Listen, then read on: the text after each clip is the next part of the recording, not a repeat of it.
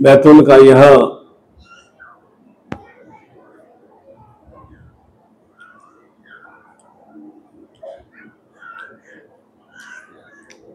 सिद्धार्थनगर जिले में स्थित यह ताप्ती नदी का किनारा और पावन शक्तिपीठों में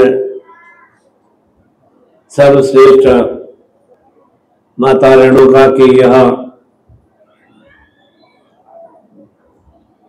पावन भूमि और ऐसे धाम में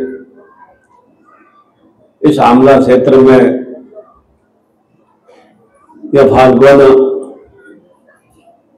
मास जो कि वसंतोमय मास कहा जाता है, केवल फाल्गुन मास कोई लाल पीले हरे रंग लगाने का मास नहीं है और न ही होली का भाव चिंतन यही है कि एक दूसरे पर गुलाल लगाई जाए। वास्तव में यह फाल्गुन मास तंत्र सिद्धि का मास है और तंत्र भाव कहाँ होता है? तंत्र भाव हमारे शरीर के भीतर में होता है। जो भी देह के भीतर में करोड़ों करोड़ों जो रोम प्रतिरोम है, जो भी नाड़ियां हैं, जो भी रक्त और मज्जा रस, उन सब में एक एकात्मकता का भाव चिंतन बना रहे, वही सही रूप में तंत्र सिद्धि का भाव है। और कहीं तंत्र का भाव नहीं रहता, अर्थात अंतस भाव से जो भी क्रिया की जाए उसका हमें शुभ परिणाम की प्राप्ति हो, और अनुगत भाव से जो भी हमने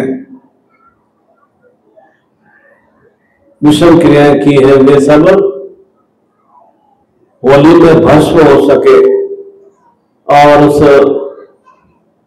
होलिका दहन के माध्यम से जीवन के जो भी हमारे पाप संताप है, अनुगत क्रियाएं हैं, दुख विषाद है, रोग में स्थितियां हैं, वे सभी उसमें आहूत हो सके।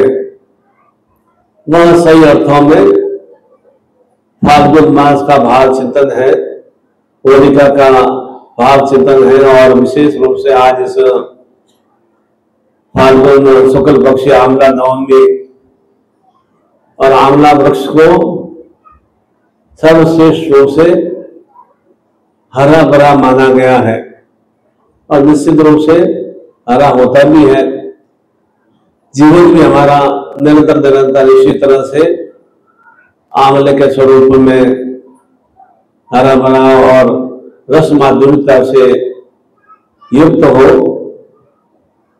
ऐसे चैतन्य पर्व पर और ऐसी यह शक्ति की आराध्या भूमि पर और ऐसी सप्त नदियों में पवित्रतम ताप्ती नदी के किनारे स्थित यह आमला में ऐसा साधनात्मक कार्यक्रम संपन्न करना प्रत्येक साधक के लिए सौभाग्य में चेतना की वृद्धि करता है।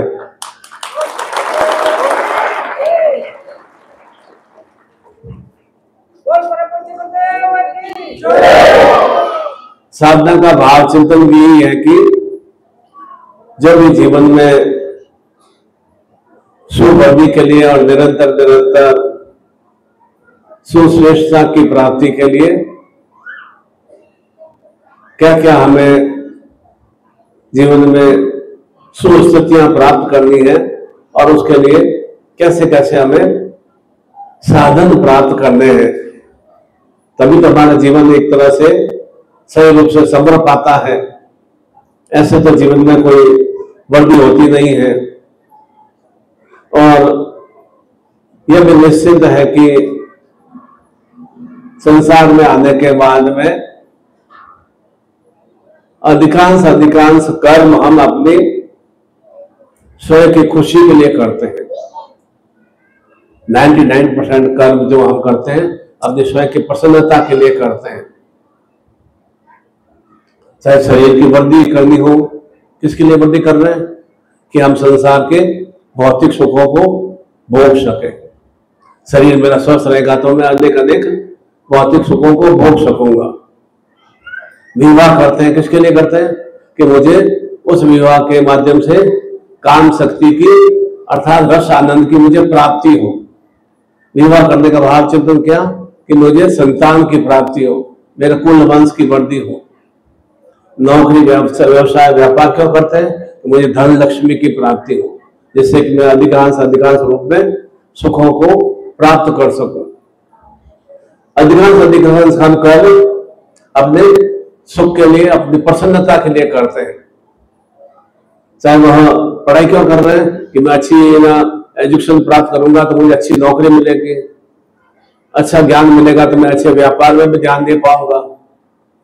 इसलिए उन जो भी 99% से अधिक जो हम कर्म करते हैं उसमें हमें सुवृद्धि की प्राप्ति हो, उसी के लिए हमारे साथ में एक योग का भाव सिद्ध होना चाहिए। सब कुछ हमें अपने स्वयं के कर्मों के फलस्वरूप ही परिणाम की प्राप्ति होती है।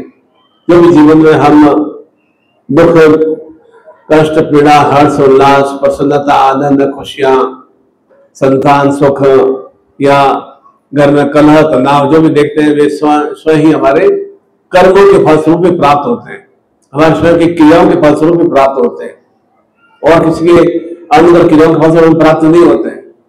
मेरा शरीर स्वस्थ है तो निश्चित रूप से मैंने अपने शरीर का पूरा ध्यान रखा है।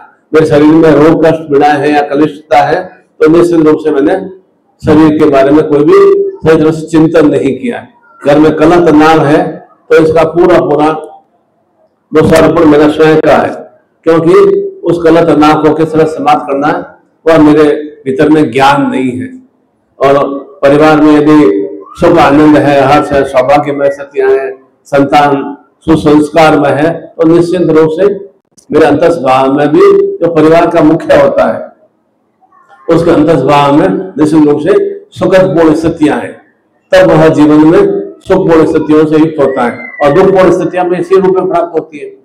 चाहे कर्जे की स्थितियां हो, धनहीनता की हो, दरिद्रता हो, गरीबी हो या शत्रु भाव हो, तो स्वयं के ही अनगल कर्मों के फलस्वरूप ही ऐसी कुछ स्थितियों की प्राप्ति होती है। इसीलिए कहा जाता है कि इन कुछ स्थितियों के निवारण के लिए और सुस्थितियों की वृद्धि के लिए हमारे साथ में हमारा जो कुल देवता है, हमारा इष्ट है, हमारा सदगुरु है, उसका एक योग में भावचित होना चाहिए। जहाँ योग में भावचित होगा, क्योंकि संसार में आप आते हो तो अकेले सब कुछ नहीं कर पाते हो। शिक्षा प्राप्त करनी है तो आपके पास में कोई अच्छा विद्यालय स्कूल होना चाहिए, अच्छा टीचर होना चाहिए, और घर का रहन सहन अच्छा करना है, स्वयं का रहन सहन अच्छा करना है तो घर में भी सुव्यवस्था अच्छी होनी चाहिए। परिवार में कुल वंश में वृद्धि करना है तो अच्छी पत्नी भी होनी चाहिए। संतान सुख की प्राप्ति करना है तो पति पत्नी का एक मेल मिलाप भी होना चाहिए। अकेला व्यक्ति तो कुछ नहीं प्राप्त कर सकता है निश्चित रूप से। और जो भी अनगत शत्रु भाव भी होते हैं, दुख कष्ट पीड़ा होती है, तो कुछ न कुछ मेरे द्वारा किसी को प्रताड़ित किया गया हूं, किसी को मैंने दुख कष्ट पहुंचाया है, उसके कारण से मुझे जीवन में इतनी अधिक विषम स्थितियों की प्राप्ति हो रही है। तो ठीक उसी लिए इन दुखद स्थितियों को, विषम स्थितियों को समाप्त करने के लिए हमारे पास में एक गुरु रूपी, इष्ट रूपी, हमारे कुल देवता रूपी, हमारे एक साधनात्मक रूपी ईश्वरीय चिंतन, आध्यात्मिक भाव चिंतन होना चाहिए। उसका योग में भाव चिंतन होना चाहिए और निरंतर ऐसा योग में भाव चिंतन में हम निरंतर हम बराबर क्रियान्वित होते रहते हैं तो हमें जीवन में निरंतर हमें सुखों की प्राप्ति होती रहती है। ऐसा नहीं कि बस आज मुझे सुख की प्राप्ति के लिए गुरु जी ने तो बोल दिया अच्छा तो मैं 21 दिन में 1.25 लाख मंत्र जाप करना है, 21 दिन बाद में हम और मंत्र भी बंद कर दें तो निश्चित रूप से धीरे धीरे क्या होगा, और सुखों में धीरे धीरे नींद आनी प्रारंभ हो जाती है। निरंतरता बना के रखनी पड़ती है। जिस तरह से शरीर की वृद्धि के लिए आप क्या करते हो, निरंतर बराबर समय पर आप खाना खाते हो, समय पर अपने शरीर का स्वास्थ्य का ध्यान रखते हो, अपनी स्वच्छता बना के रखते हो, घर को भी आप कैसे सुंदरमय बना के रखते हैं। ठीक उसी तरह से अपने जीवन को भी सुंदरमय बनाने के लिए निरंतर वह हमारे इष्ट का, हमारे सदगुरु का, हमारे कुल देवता का एक हमारे प्रति एक उनके प्रति हमारा एक समर्पण भाव होना चाहिए। उनके प्रति एक हमारा आध्यात्मिक भाव से होना चाहिए। और इसके ऊपर हम क्या करते हैं कि मुझे समय नहीं मिलता है पूजा करने के लिए, सुबह उठ ही नहीं पाता हूँ, मेरी निंद्रा इतनी टूटती है, आलस्य रहता है, प्रमाद रहता है, मेरी इच्छा ही नहीं होती है। जब भी मैं मंत्र जाप करके पूजा कर बैठता हूँ उबासी आती है, नींद आती है, मन अनेक अनेक दिशाओं में भटकता है। मन तो भटकता ही है, निश्चित रूप से भटकता है। आप जैसे ही अब आपके सामने अच्छा भोजन थाली में रखा होगा, आपका पूरा ध्यान चिंतन सुबह से भोजन की ओर होगा। फिर उसी तरह में टीवी चल रहा है, टीवी में कोई अच्छा दृश्य दिखाई दे दिया, चाहे वो लड़की डांस करती हुई दिखाई दे, तो आपका ध्यान वहां से भोजन से हट जाएगा, आप उसकी लड़की की तरफ यहाँ डांस कर ध्यान चिंतन चला जाएगा। तो आप क्या है, मन तो भटक गया ना, आप तो अपनी भोजन यहाँ बैठ के कर रहे हो पर मन तो वहां भटक गया। फिर दूसरी बात और कोई अरवल किसी ने पत्नी ने कोई गाली गलौज कर दिया या बच्चे ने कोई गाली गलौज कर दिया, आपका मन फिर भटक जाएगा। तो मन तो निरंतर भटकता रहता है। उस मन को एकाग्र कौन करेगा, स्वयं की क्रियाओं से होता है। न तो भटकाव किसके माध्यम से आ रहा है, स्वयं के भटकाव के कारण से आ रहा है, और कोई भटका देगा।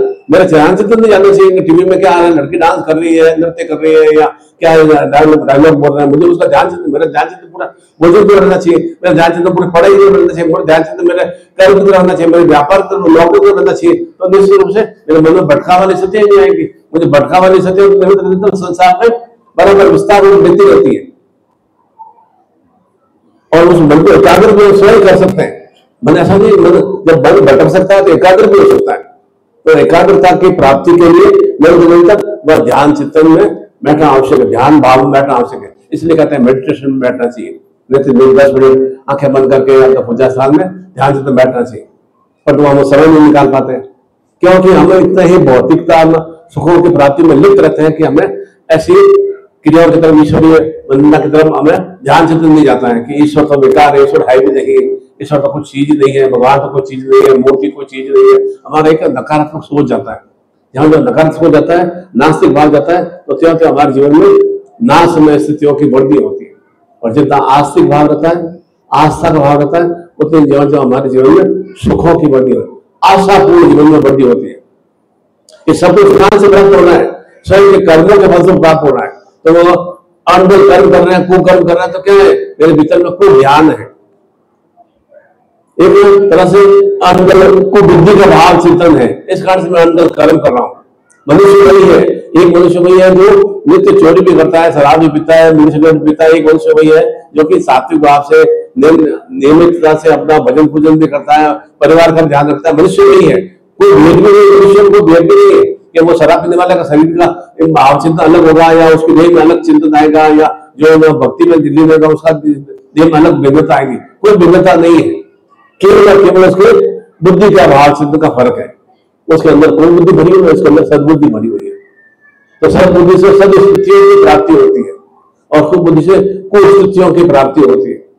इसलिए चिंतन करना है कि जो भी जीवन में मुझे दुख कष्ट पीड़ाएं प्राप्त हो रही है, तो निश्चित रूप से इसका पूरा परिणता मैं स्वयं हूं, उससे किस तरह से मुझे समाप्त करना है, वह एक भावना चिंतन की प्राप्ति के लिए ही साधना की क्रिया की जाती है। अर्थात अपने आप को उस शक्ति से जोड़ने की क्रिया, जो तुम्हें सब कुछ सुस्थितियां प्रदान करती है, उस शक्ति से जोड़ने की क्रिया। ऐसे ही नहीं, यहाँ पर वैसे परशुराम की यहाँ पर जन्मस्थल नहीं बनी हुई है, ऐसे ही माता रेणुका का धाम नहीं बना हुआ है। निश्चित रूप से उनमें शक्तियों का भाव चिंतन है।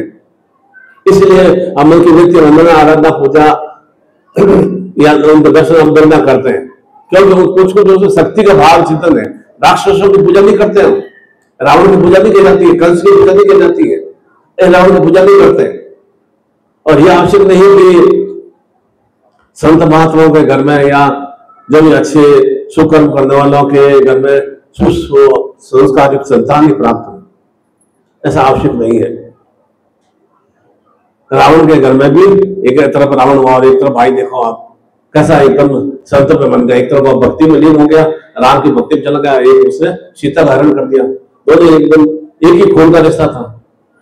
एक तरफ कंस का देख लो, एक तरफ कृष्ण का देख लो, तो दोनों में चरित्र में जमीन आसमान का फर्क था।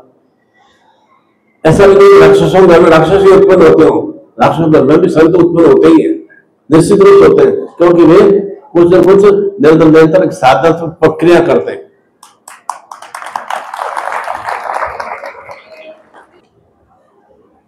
पहले हम अभी गुरु दीक्षा और शक्तिपात की दीक्षा ग्रहण करेंगे। गुरु दीक्षा का तात्पर्य होता है, दीक्षा का भाव चिन्ह का तात्पर्य है कि मुझे उस क्रिया में एक्सपर्ट होना है, दक्ष होना है। कोई गुरु से जोड़ने वाला भाव चिन्ह नहीं है कि जो हमें सही तरह से चेतना दे सके, मेरे जीवन में जो अभाव है उन अभावों को मैं समाप्त कर सकूं, वह भाव चिन्ह की प्राप्ति का नाम ही दीक्षा का भाव है। एक्सपर्ट क्रिया की प्राप्ति का भाव चिंतन है। और शक्तिपात का मतलब वह शक्ति का प्रभाव मेरे भीतर में आ सके, शक्ति मेरे भीतर में है। आप खुद भी कहते हो ना गुरुजी मेरे को बहुत इच्छा रहती है कि मैं समय पे ना दुकान पे जाऊं, समय पे नौकरी पे जाऊं, समय पे पढ़ाई करूं, समय पे मैं कार्य करूं, इच्छा रहती है ना। निश्चित रूप से अंतर्भाव में कुछ न कुछ सकारात्मक सोच है, और तो वो कर क्यों नहीं पाते हैं? क्योंकि नकारात्मक स्थितियां बहुत हावी रहती है, इसलिए कर नहीं पाते। ऐसा नहीं रहता कि वो आश्रम में बुरा बुरा करता रहूं, कभी आपके मन में ऐसा आता भी नहीं है आश्रम में बुरा बुरा करता रहूं। आपको भी लगता है कि नहीं मेरा शरीर भी अच्छा रहे, परिवार में भी प्रेम सामंजस्य बना रहे, प्रेम आनंद बना रहे, सुख में स्थितियां रहे, निरंतर मैं क्रियाशील बना रहूं, यह सब चिंतन, निरंतर भगवान का मैं नाम ले सकूं, ईश्वर के वंदना भी कर सकूं, तीर्थ यात्रा भी कर सकूं, यह भाव चिंतन भी रहता है। और कर क्यों नहीं पाते? नकारात्मक स्थितियां हावी ज्यादा रहती है, इसलिए हम वह सब कार्य हम कम कर पाते हैं। इसलिए हमारे जीवन में सब स्थितियों की प्राप्ति हमें कम हो पाती। प्राप्ति होती जरूर है, सुख हमारे जीवन में आते जरूर है, पर सुख आने पर हम उन जो शक्तियों को, जो हमें उनके भाव चिंतन की प्राप्ति से शक्तियां उनकी प्राप्ति हुई, उनको भूल जाते हैं।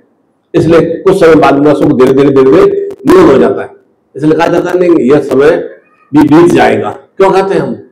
दुख का समय भी बीत जाएगा, निश्चित रूप से बीतता ही बीतता है। ऐसा नहीं कि जीवन भर हमें दुख कष्ट पीड़ा मिलती रहेगी, निश्चित रूप से दुख का समय बीतता ही बीतता है। और सुख भी है तो समय आने बाद सुख का समय भी बीतता ही बीतता है, परंतु उसे बराबर सुख में स्थितियों को बनाने के लिए वो एक योग में अपने इष्ट से, अपने गुरु से, अपने जब कुल देवता जिसके प्रति भी आप नमन भाव रखते हैं, जो भी आपका भगवान सदाशिव माधव, माता रेणुका हो या भगवान कृष्ण हो या जो भी आपके इष्ट हो, उनके प्रति एक नमन भाव होना चाहिए। उनकी वंदना आराधना नित्य प्रतिदिन हम करना चाहिए, 15-20 मिनट निकालना चाहिए। 24 घंटे बाकी तो 23 घंटे हमारे पास में, 23.5 घंटे हमारे पास में, हम उसमें हम उसको भाव चिंतन को प्राप्ति करते हैं, तो निश्चित रूप से हमें जीवन में सुस्थितियों की प्राप्ति होती है। दिन भर में कई तरह के काल आते हैं, समय आता है ना प्रातः काल कि भाई अभी सुबह सुबह हो गई, अब भगवान भुवन भास्कर उदय हो रहे हैं, प्रातः काल आता है। उससे पहले भोर काल आता है कि अब धीरे धीरे ये अंधकार में रात्रि समाप्त हो रही है। उसके बाद क्या आता है? मध्याह्न काल आता है कि दिन का आधा दिवस हो गया। उससे पूर्वाह्न काल आता है, उससे पहले उत्तरायण काल आता है, फिर क्या आता है? संध्या काल आता है, शाम हो गया संध्या काल। फिर क्या आता है? रात्रि काल आता है। ये सभी क्या है? काल है, ये सभी काल है। परंतु इन सब में सर्वश्रेष्ठ क्या है? ये काल तो क्या है? निरंतर गतिशील बने रहते हैं, निरंतर कुछ समय शुभ या अशुभ बना रहता है। काल का मतलब नहीं होता है। एक समय ऐसा आता है वो उसको काल भी कहा जाता है, उसे कहा जाता है ब्रह्म मुहूर्त। उसे काल नहीं कहते, उसे कहते हैं ब्रह्म मुहूर्त। अर्थात सुबह 3 बजे से 5 बजे का ब्रह्म मुहूर्त, अर्थात उसमें वह भी समय है। और उस ब्रह्म मुहूर्त नाम में पूजा अर्चना अपने इष्ट से, अपने गुरु से, अपने सदगुरु से प्रार्थना करते हैं और शांत भाव से 15-20 मिनट आधा घंटा हम प्रार्थना करते हैं। निश्चित रूप से हमें वह एक जीवन में तेजमय स्थितियों की हमें प्राप्ति होती है, सात्विक स्थितियों की प्राप्ति होती है।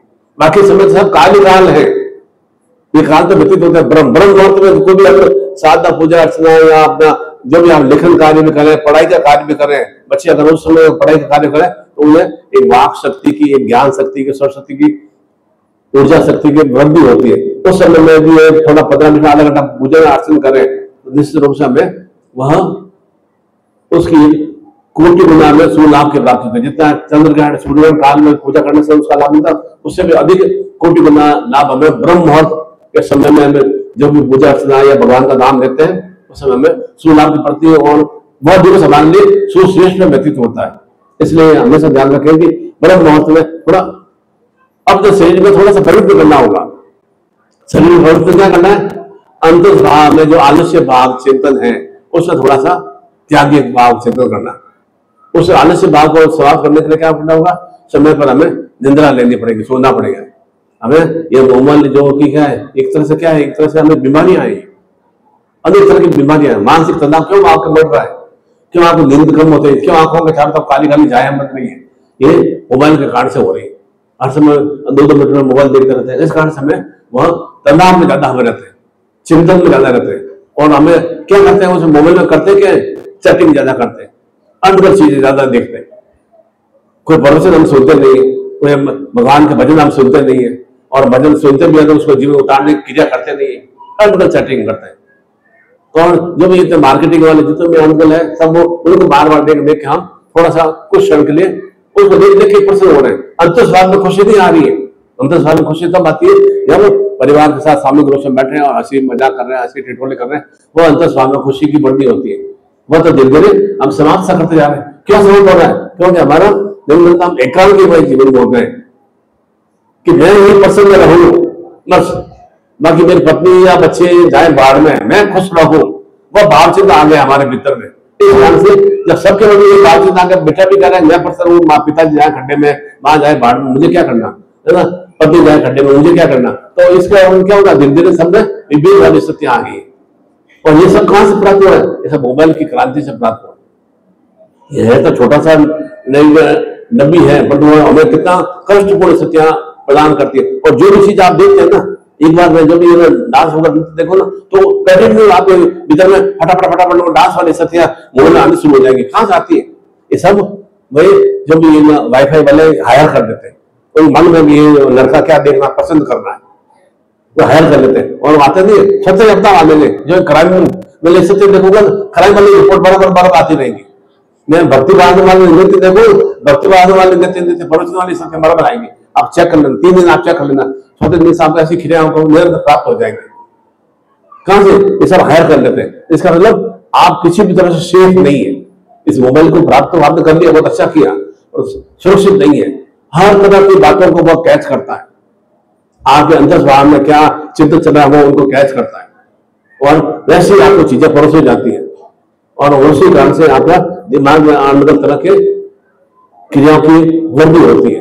और इसी कारण से मानसिक तनाव और काम में इच्छा नहीं होना, काम करने की इच्छा नहीं होना, काम में जाने की इच्छा नहीं होना, पढ़ाई में मन नहीं लगना, और घर में चिड़चिड़ापन रहना, और सब के ऊपर चिल्लाना, बच्चों के ऊपर चिल्लाना, ये सब क्रिया क्यों होती है? ये सब हमें ऐसी मोबाइल की क्रांति कारण से हमें प्राप्त हो रही है। हर चीज का सदुपयोग होना चाहिए। आप वो जरूरी तो करते हो, सदुपयोग के हिसाब से करते हो ना। ऐसा थोड़ी आज हमने अच्छा भोजन बनवाया ना, दूसरे राज्य की टीम ने अच्छा भोजन, ये थोड़ी हम सबका सब भोजन थोड़ी ग्रहण कर लेंगे, जितना हमारे लिए सुपाच्य होते हैं भोजन ग्रहण करेंगे ना। तो उतना एक सात्विक रूप से वो जो भी हमारी मोबाइल की है या टीवी का है या जब मनोरंजन के साधन है, उसका एक समयबद्ध रूप से उपयोग करना चाहिए। भोगला से रहते हैं तो कोई 24 घंटे पत्नी के साथ चिपके थोड़ी रहते हैं। भोगला से मान लो बेटा मेरा बहुत एकलौता बेटा है, मान लो एक चिपका रखता हूँ, मेरे पास धन दौलत है, मैं चिपका कर रखता हूँ, और मेरे पास पैसा है मैं चिपका कर रखता हूँ। उसका सदुपयोग करना चाहिए। तो हमारे जीवन में एक निरंतर क्यों हमारी आयु कमी क्यों हो रही है? इसी कारण से, मानसिक तनाव के कारण से हो रही है। सच्चाई जीवन को प्राप्त नहीं कर पा रहे हैं, आरोग्य परिस्थितियों को प्राप्त नहीं हो पा रही है। अंदर के रोग बार देखने से धीरे धीरे आयु की क्षीणता आती है, रोगों की वृद्धि होती है। क्योंकि धीरे धीरे हमारा वह पुनः कहूंगा हमारा साधना में, पूजा में, मंत्र जाप में, भगवान की स्मरण में, या नित्य प्रति माता पिता के प्रति समर्पण होना चाहिए, उनका नमन भाव होना चाहिए, उनका चरण स्पर्श करना चाहिए, गुरुजनों का सम्मान करना चाहिए, बड़ों का सम्मान करना चाहिए। वह धीरे धीरे हम विलुप्त करते जा रहे हैं और स्वयं कर रहे हैं। अब आप कहोगे नहीं गुरु जी सभी ऐसा कर रहे हैं, मैं कर रहा हूँ, कौन सा नया है? परंतु नया तो कुछ नहीं है, परंतु आप खुद करेंगे तो निश्चित रूप से हजारों लोग कर रहे हो, हजारों में एक गलत आप तो अच्छा होंगे ना, कम से कम आप तो सोच में मिलेंगे ना। सभी अंदर काम कर रहे हैं, मुझे सभी मद्यपान कर रहे हैं, सभी मीठ सिगरेट पी रहे हैं, सभी धूम्रपान कर रहे हैं, फिर मैं करता हूँ तो गलत क्या है? अरे सब तो कर रहे हैं, पर 1000 लोग कर रहे हैं, 10,000 लोग कर रहे हैं, पर 10,000 में अगर 2 लोग नहीं कर रहे तो इन्हें कौन हुआ? इन्हें तो आप हुए ना, आप तो भीड़ की तरह हुए ना। भीड़ बनना, हम भीड़ बनने की थोड़ी संस्थान में आए हम। इसलिए कहते हैं भीड़ भाड़, अर्थात भीड़ क्या जाती है? भाड़ में जाती है। हमें भाड़ में नहीं जाना है, भीड़ का चक्कर करना है। आपको मुझे यहाँ तो 25-50 लोग दीक्षा ले रहे हैं, बाकी बैठे तो 2,000 लोग हैं। तो मतलब 2,000 लोग तो भीड़ है, वो भीड़ तो क्या है, वो भाड़ की तरह है। हमें वो जो 25-50 लोग लगे उसमें हमें यूनिक बनना है, उसमें हमें सोच बनना है। किस तरह से मैं अपने आप में, मुझे जीवन मैं अपने आप में प्रयुक्त करूंगा, मेरे जीवन में सोच आएगी। ये भीड़ भाड़ हमें प्रदर्शन करेंगे तो क्या होगा? आप नेताओं भाषण सुनने के लिए जाते हैं या और भी कहीं आप क्रिकेट मैच देखने जाते हैं, भीड़ भाड़ में तो जाते हैं। क्या उनका तो बिजनेस है, उनका तो एक व्यापार है। ये क्रिकेट मैच खेल रहे हैं या जब ये नेता वगैरह, उनका तो क्या है? व्यापार है उनका। तो कल तो 100 रुपये करना पड़ता है ना। नेता को आपको नौकरी खाना नहीं देते हैं, नेता को आपके घर में खाना तो पहुंचाते हैं, नेता आपको घर में मकान तो बना कर देते हैं, कल तो 100 रुपये करना पड़ता है ना। उनका एक कार्य है, उनका एक बिजनेस है। तो किस तरह से लोगों को इस तरह से खींचा जाए, भीड़ की तरफ खींचा जाए। क्यों अच्छा 200 रुपये मिलेंगे, 500 रुपये मिलेंगे, 300 रुपये लेके चलना है? तो क्या हम तो बेरोजगार थे, चलो 300 रुपये तो मिलेंगे, खाता मिल जाएगा, 300 रुपये कमा खा जाएंगे। तो हम क्या भीड़ का हिस्सा है? तो भीड़ क्या है? क्या बताया मैंने? वो भाड़ में जाती है। हमें भाड़ में सत्य को प्राप्त नहीं करना है। हमें जैसे भगवान श्री महर्षि परशुराम जी की तरह में यूनिक में बनना है, संत में बनना है। ऐसा चेतन भाव होना चाहिए। और निश्चित रूप से हो सकते हैं, हजारों गुरु भी बनते हैं, हजारों भगवान कृष्ण नहीं बनते हैं, राम नहीं बनते हैं, हजारों मतलब कोई तरह से सती सावित्री नहीं बनती है। उसमें से 1-2 ही राम में बन पाते, कृष्ण में बन पाते, लाखों में से। क्यों बन पाते?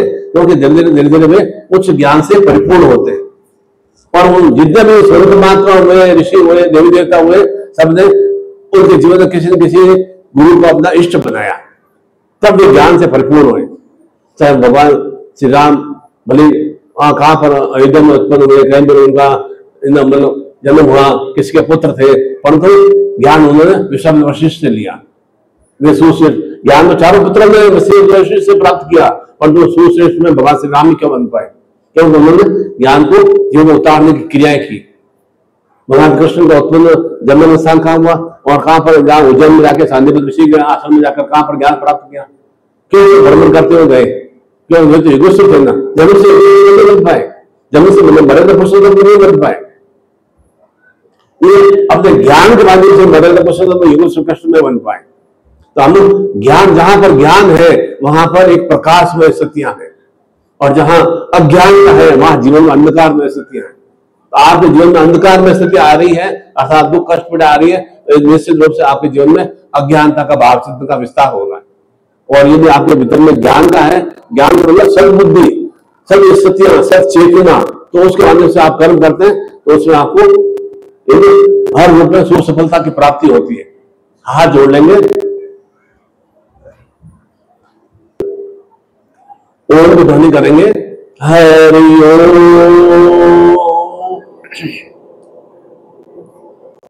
हरि ओम,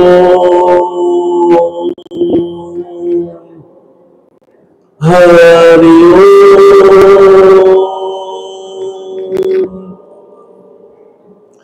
ओम लक्ष्मी नारायणाभ्यां नमः, सची पुंडराभ्यां नमः, मातृ पितृ चरण कमलेभ्यो नमः, इष्ट देवताभ्यो नमः, ग्राम देवताभ्यो नमः, वास्तु देवताभ्यो नमः, सर्वेभ्यो निवेद्यो नमः, सर्वेभ्यो ब्राह्मणेभ्यो नमः। ओम सिद्धि बुद्धि सहित श्रीमन महागणाधिपत्ये नमः।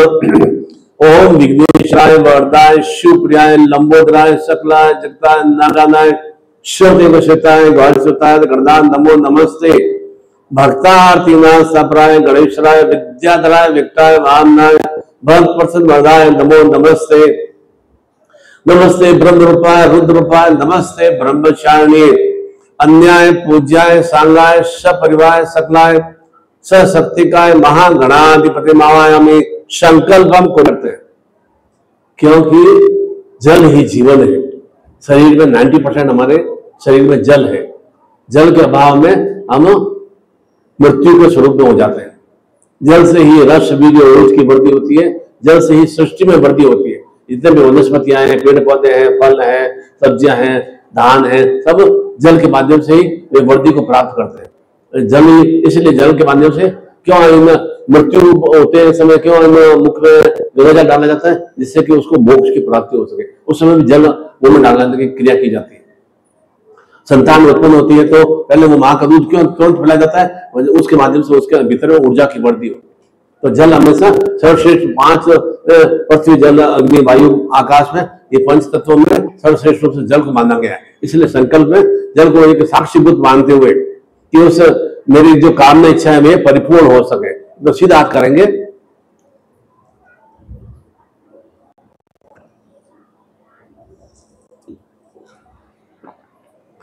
ओम विष्णु विष्णु विष्णु विष्णु श्रीमन भगवतो महापुरुषस्यम विष्णुराज्ञाम वर्तमानुष्यम नित्य प्राद्रेशी श्वेत वारा कल्पे अष्टाविंतिते में कलयुगे जम्बूद्वीपे भूलोके भरतखंडे संवत 2081 फाल्गुन मासे शुक्ल पक्षे महानवम्याम तिथो शनिश्चरवासरे नवग्रह शांति दिवसे गुरु ग्रहे आमला क्षेत्रे बैतूल क्षेत्रे मध्य प्रदेश क्षेत्रे भारतवर्षे निखिल गोत्रोत्पन्ने पूर्णतः सद्गुरुदेव शरणाय कमलाय विंदे दीक्षाम धारयामि। अपने माता पिता का नाम बोलिए, पति पत्नी का नाम बोलिए, अपनी संतान का नाम बोलिए। पूर्ण आरोग्यता प्राप्यर्थम अखंड सावित्री स्वाग सौभाग्यवती चैतन्यता प्राप्यर्थम पुत्र पौत्र कुल वंश वर्धी शक्ति चैतन्यता प्राप्यर्थम धन लक्ष्मी वैभव कार्य व्यापार रोजगार वृद्धि उन्नति चैतन्यता प्राप्यर्थम सावित्री स्वाग अखंड सौभाग्यवती चैतन्यता प्राप्यर्थम संतान सुसंस्कार ज्ञान बुद्धि सरस्वती वाग देवी क्रिया शक्ति चैतन्यता प्राप्यर्थम मनोकामना इच्छा पूर्ति चैतन्यता प्राप्यर्थम सर्व तांत्रिक प्रेत पिशाच घर बंधन शरीर बंधन बाधा मुक्ति निवारणतम महाकाल महामृत्युंजय सतायु जीवन प्राप्ति वर्दी चैतन्यता प्राप्यर्थम संपर्क दे ही। अब बोलिए तम चित्ते मम चित्ते तम प्राण मम प्राण तम चिंतय मम चिंतय तम आज्ञा सजीवन परिपालय। अब जो भी आपकी कामना इच्छा हो कि अमुक अमुक मेरी कामना है, उस कामना इच्छाओं के लिए मैंने जल देवता को अरुण देवता को साक्षीभूत मान के लिए उसके निरंतर में संकल्प भाव से क्रिया करूंगा। वह कामना इच्छा व्यक्त करते हुए जल को छोड़ देंगे।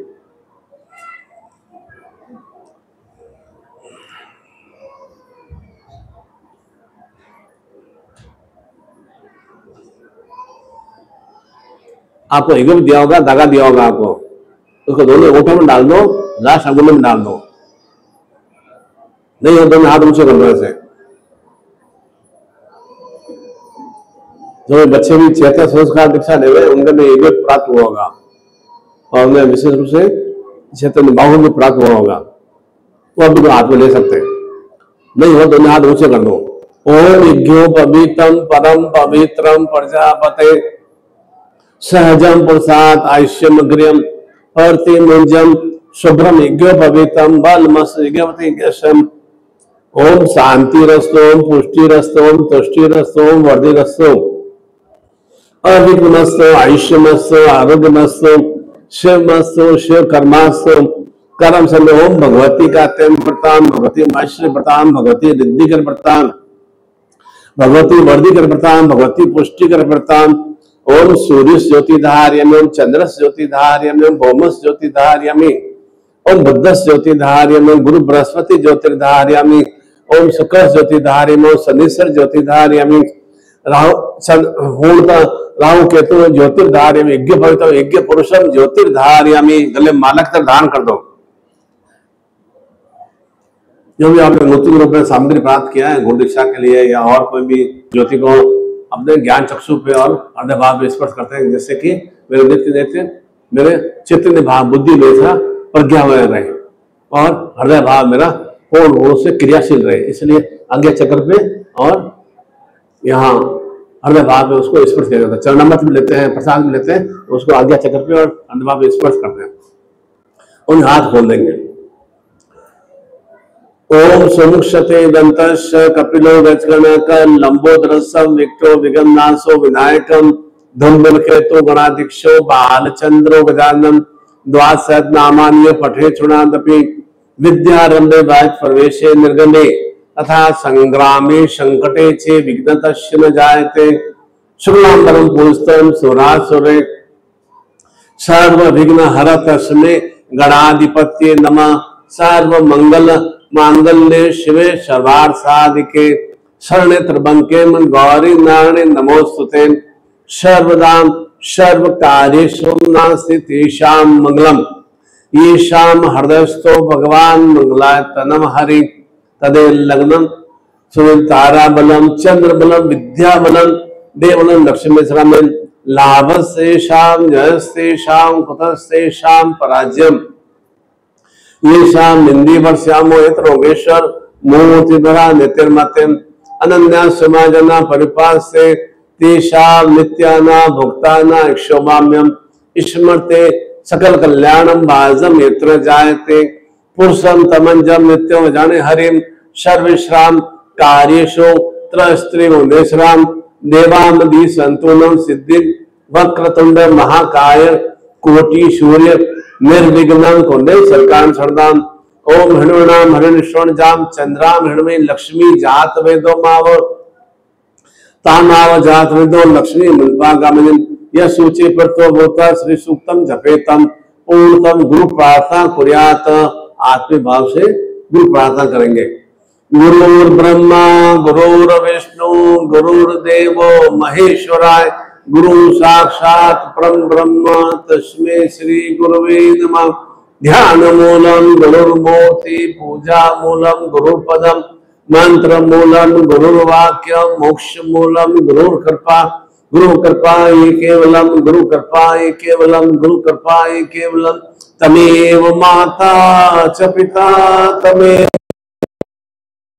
बंधु च सखा तमेव तमेव विद्या द्रविणं तमेव सर्वं मम देव देव। बोले ओम परम तत्वाय नारायणाय गुरुभ्यो नमः। ओम परम तत्वाय नारायणाय गुरुभ्यो नमः। ओम परम तत्वाय नारायणाय गुरुभ्यो नमः। ओम परम तत्वाय नारायणाय गुरुभ्यो नमः। ओम परम तत्वाय नारायणाय गुरुभ्यो नमः। ओम ह्रीं मम प्राण देह रोम प्रतिरोम चैतन्य जागृय ह्रीं ओम नमः। ओम ह्रीं मम प्राण देह रोम प्रतिरोम चैतन्य जागृय ह्रीं ओम नमः। ओम भूर्भुवः स्वः तत्सवितुर्वरेण्यं भर्गो देवस्य धीमहि धियो यो नः प्रचोदयात्। ओम क्रीं क्रीं मम सर्व तंत्र दोष निवारणाय फट। ओम क्रीं क्रीं मम सर्व तंत्र दोष निवारणाय फट। ओम क्रीं क्रीं मम सर्व तंत्र दोष निवारणाय फट। ओम क्रीं क्रीं मम सर्व तंत्र दोष निवारणाय फट। नेत्रों को आज्ञा चक्र पे हृदय पे स्पर्श करा दो। उस सामान को नीचे रख लो गोदी में। उन आशीर्वचनों के लिए हाथ खोल दो। ओम स्वस्ति न इंद्रो सर्वा स्वस्ति न पूषा विश्ववेदा स्वस्ति न सरस्वती स्वस्ति नो बृहस्पति धातु परदस्वा मरुत प्रसन्न मातरम शुभम यावानुमिथेषु जगमय अग्नि मनव सूर्चक्षो विश्वे नो देवावसांग मन्य भद्रत कर्णे शृणाम देव हितम निदायु शत बिंदु शरदयन्ति देवाम यत्राम न सक्राम जल संपुत्रां सो यत्र पितरो भवन्ति मान मध्य ऋता गंतो अदिति धोर्जन्तिरंतिक्ष माता सपिता सपुत्र विश्वे देवादिति पंच जनादिति जातम अदिति नित्यम द्यो मनुष्य सर्व सुख सौभाग्यता प्राप्यर्थम आरोग्यता प्राप्यर्थम सावित्री स्वाग ग्रस्त सुख वर्धि उन्नति चैतन्यता प्राप्यर्थम पुत्र पौत्र कुल वंश वर्धि शक्ति चैतन्यता प्राप्यर्थम कार्य व्यापार धन लक्ष्मी वर्धि चैतन्यता प्राप्यर्थम संतान आज्ञा पालन सुसंस्कार वर्धि शक्ति चैतन्यता प्राप्यर्थम महाकाल महामृत्युंजय शतायु जीवन प्राप्ति वर्धि चैतन्यता प्राप्यर्थम संपर्क दे ही उन आज्ञा चक्र पे हृदय भाव पे इन आशीर्वचनों को स्पर्श करा दो।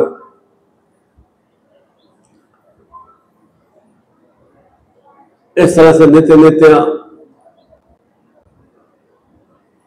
थोड़ा अभ्यास करने से केवल 15-16 दिन अभ्यास करेंगे तो 17 दिन आपको स्वतः ही इच्छा हो जाएगी कि अब मैं बिना पूजा किए बिना दीपक जलाए मुझे बाहर निकलना ही नहीं। केवल 15 दिन आपको अभ्यास करना है। 15 दिन के बाद में निश्चित रूप से आपके भीतर में वह एक सुचेतना आएगी कि मैं इस बिना गुरु मंत्र किए हुए चाहे 1 माला करूं या 21 बार करूं या 4 माला करूं या दीपक प्रज्वलित करके शुद्ध भाव चिंतन से, तो निश्चित रूप से इच्छा बराबर देते देते जागृत होगी। तो उसके माध्यम से क्या होगा, परिवार में भी संतान में भी सुसंस्कार की बढ़नी होती है। अरे देखो माता पिता भी ऐसा नित्य नित्य ईश्वर का नाम ले रहे हैं, भगवान का नाम ले रहे हैं, गुरु की भक्ति कर रहे हैं, स्वतः वो संतान में भी इच्छा शक्ति जागृत हो जाती है। और हम स्वयं ऐसे आलस्य बर्बाद रहेंगे, आज तो संडे छुट्टी है, आज से जन्माष्टमी छुट्टी है, आज से शिवरात्रि छुट्टी है, आज से लेट करेंगे, तो मतलब फिर क्या होता है धीरे धीरे हमारे अंदर क्रियाओं में। इसलिए कहते हैं कि अगर मैं 6 या 7 दिन तक जो भी दारू पीने वाले लड़के हैं उनकी संगत कर देता हूँ तो 7वें दिन मैं स्वतः ही दारू पीना सीख जाऊंगा। या मीट सिगरेट कैसे पी जाती है, कैसे जलाई जाती है, कैसे धुआं निकाला जाता है या अंदर ले जाता है, 7 दिन तक मुझे उनकी संगत करना है, आधा घंटा। 8वें दिन मैं स्वयं सीख जाऊंगा। और यही 7 दिन तक हम अच्छे मित्रों की संगत कर लेते हैं तो स्वतः ही 8 दिन हमारे मित्रों में अच्छी एक चेतना की प्राप्ति हो जाती है। इसलिए हमेशा एक सुसंगति हमारी अच्छी होनी चाहिए। ये सीखते कहाँ से, हम संगति के प्रभाव से सीखते हैं। अनमल क्रिया हो चाहे सत्काम वाली है या सुक्रिया कहाँ से सीखी जाती है, अच्छे सत्संग से या बुरे इन संगत से प्रभाव से हमें ऐसी चेतनाओं की प्राप्ति होती है। इसलिए नित्य नित्य चिंतन करना चाहिए कि वास्तव में मैं अपने जीवन को उद्धरमुखी उच्चता की ओर अग्रसर कर रहा हूँ या अधोमुखी है या न्यूनता की ओर अग्रसर कर रहा हूँ। चिंतन करना चाहिए कि आज का दिवस मैंने आंवला नवमी का दिवस मैंने क्या सदुपयोग किया। आज का दिवस मेरे पास थोड़ा फ्री था तो मैंने, आज मैं छुट्टी भी थी, संडे की छुट्टी थी या आज वो जन्माष्टमी की छुट्टी है या आज कोई भी होली की छुट्टी है, मैंने उनका सदुपयोग कितना किया। वो एक भाव चिंता रखेंगे, उसका नित्य चिंतन आएगा कि मुझे समय का सदुपयोग करना है। समय तो व्यतीत होता जा रहा है, हम खुशी को बना देते हैं, ओह आज मेरा 41वां जन्मदिवस है, आज 42वां जन्मदिवस है, आज 35वां जन्मदिवस है। पर तो होता क्या है, 35 वर्ष हमारे जीवन का कम हो गए, 41 वर्ष जीवन कम हो गए। उत्तरोत्तर क्या हो रहा है, हम मृत्यु का अग्रसर हो रहे हैं। तो हमें मृत्यु की ओर अग्रसर होना है, मृत्युंजय युक्त बनना है। अर्थात जो भी हमारे दुख कष्ट बनाए हैं ये मृत्यु रूपी स्थितियां हैं, उन पर कैसे विजय प्राप्त करना और मृत्युंजय का भाव चिंतन है। उनको दुख कष्ट को शांत करने के लिए साधन प्रक्रिया हमें अपनानी पड़ती है और दीक्षा का भाव हमें अपनाना पड़ता है। समुद्र में हुआ तो क्या हुआ, एक तरफ वो देवी देवता थे, एक तरफ असुर राक्षस थे, मछली चल रही थी। जब भगवान विश्व समुद्र का अमृत कलश लेकर प्रकट हुए तो सभी देवी देवता और राक्षस उस अमृत कलश की ओर दौड़े। सभी देवी देवता पीछे नहीं, वो भी दौड़े हुए अमृत में प्राप्ति हो जाए। राक्षस भी दौड़े, पर भी भगवान सदाशिव महादेव थे, उन्होंने केवल और केवल विष को ग्रहण किया, बाकी किसी ने विष को ग्रहण नहीं किया। उसके तरफ दौड़े, उन्होंने विष को धारण किया। तो जीवन में भी ऐसा ही है, जीवन में दुख कष्ट बड़े आएंगे परंतु उस गोष्ठ पीड़ाओं को अपने पेट में उधर नहीं उतारना है। उसके कारण से हमें अंदर क्रिया नहीं करना है। ये हमें क्रिया कहां से करते हैं? कोई विचारों कारण से। अपने भीतर में विष कहां से उत्पन्न होता है? अंदर क्रियाओं कारण से विष उत्पन्न होता है। क्यों? मैं किसी के प्रति गाली गलौज की भावना आती है, इसलिए आती है क्योंकि मैं स्वयं एकदम अधोत्साह से हो जाता हूँ, मैं स्वयं उसके बराबर उन्नति प्राप्त नहीं कर पा रहा हूँ। इस कारण से मुझे मेरे भीतर में वह ईर्ष्या द्वेष की भावना जागृत होती है। इससे दोस्त कहीं मार्केट में नहीं मिलता है, स्कूल में नहीं पढ़ा जाता है, घर में शिक्षा माता पिता नहीं देते हैं। स्वतः ही इच्छा द्वेष भावना जागृत हो जाती है। प्रेम जागृत क्यों नहीं होता है? क्योंकि भीतर में विष विष भरा हुआ है। इसलिए थोड़ा सा हमें छेड़ता है, थोड़ा सा कोई बात करता है, तनका से एकदम भड़क से जाते हैं, एकदम हमारे अंदर में वह प्रेशर्स और धीरे धीरे लीन होता है, खत्म होता जा रहा है। क्यों? हमें उल्टा भावना आ जाती है। थोड़ा सा कोई बात करता है, एकदम 10 बार हम गालियां दे देते हैं। कहां से गालियां सीख लेती है? हमने माता पिता ने जन्म से सिखाया, माता पिता ने सही तरह शिक्षा प्रदान किया, सही तरह से आपका पालन पोषण किया। फिर हम माता पिता को दोष देते हैं कि मेरा जन्म तो गांव के अंदर हुआ, इतना आमला से 40 किलोमीटर दूर गांव में हुआ, मौत वहां पर कोई पानी की व्यवस्था नहीं थी, कोई पंखों की लाइट की व्यवस्था नहीं थी, इतना बहुत ही गरीब घर में मेरा पद हुआ। अरे संसार में एक देव तो सुन रहा है, देव तो प्राप्त हुई ना, ये हमारा ईश्वर का वरदान मानना चाहिए। हमें पशु या जीव जंतु या कीड़े वगैरह उत्पन्न नहीं हुए, देव तो रूप में हमारा ईश्वर की प्राप्ति हुई है। केवल कष्ट पीड़ा लेकर माता पिता ने आपको संसार में लाए हैं, एकदम खड़ा करने थोड़ी आपको संसार में आ गए कोई। तो कितना कष्ट पीड़ा उठाई, कितना आपका बालों पोषण करने में होना, कितना अपना खुद चलाया, कितना अपना परिश्रम होना आपके लिए किया है। आप फिर माता पिता को दोष देते हैं। क्यों दोष दे रहे हैं? स्वयं के भीतर में कर्म करने की भावना नहीं। माता पिता को दोष देंगे, अपने गांव वालों को दोष देंगे, अपने क्षेत्र को दोष देंगे, इस कारण से मैं उन्नति नहीं कर पाया। अरे रोका कैसे था उन्नति करने के लिए? जितने भी संत महात्मा ऋषि हुए, देवी देवता हुए, कौन से बड़े बड़े शहर थोड़े उत्पन्न हुए, छोटे छोटे गाँव में उत्पन्न हुए, छोटे छोटे कस्बों में उत्पन्न हुए। उस समय 1000 साल पहले कौन से लाइटें और पंखे की और पानी की सब अच्छी व्यवस्था थी? कोई कैसे उन्होंने अपने आप को सुश्रेष्ठ में बनाया? स्वयं ज्ञान के माध्यम से। और ये सब क्यों स्वयं ज्ञान की कमी क्यों नहीं आती है? अनगलत क्रिया में बराबर ध्यान जितना रखते हैं, क्योंकि जब ये बुरी आदत सीखना हो उसके लिए समय ज्यादा नहीं लगता है, और बुरी आदत को समाप्त करने के लिए समय ज्यादा लगता है। वो समय हम देना नहीं चाहते। चलो ठीक है ना, वो दारू पीना तो क्या हुआ, चलो गोली ने मना किया ना, चलो सप्ताह में 3 दिन पियेंगे, पीना जरूरी है। मद्यपान अच्छा बीड़ी सिगरेट का कहा ना, एक रोज 10 सिगरेट नहीं पी के 2-3-4 सिगरेट तो रोज पियेंगे। उसके बिना मेरे को शौच की भर्ती नहीं आती है, उसके बिना मेरे को मेरा फ्रेश नहीं होता है। अरे मन फ्रेश करने के लिए आपको दारू पीना आवश्यक है, बीड़ी सिगरेट पीना आवश्यक है, जर्दा खाना आवश्यक है, और शौच के लिए क्या? शरीर के भीतर में कितना कचरा उत्पन्न करते जा रहे हैं। इस शरीर में डस्टबिन नहीं है, इसमें कचरा डालते जा रहे हैं। अब क्या उसको डस्टबिन बनाते जा रहे हैं। क्या होता है? अन्न का गंदा कचरा होता है ना, तो हम शरीर को क्या बना रहे हैं? अन्य के रूप में गंदगी शरीर बना रहे हैं। और ये सब कहां से होता है? कुछ हमारे अन्न कर्म होते हैं।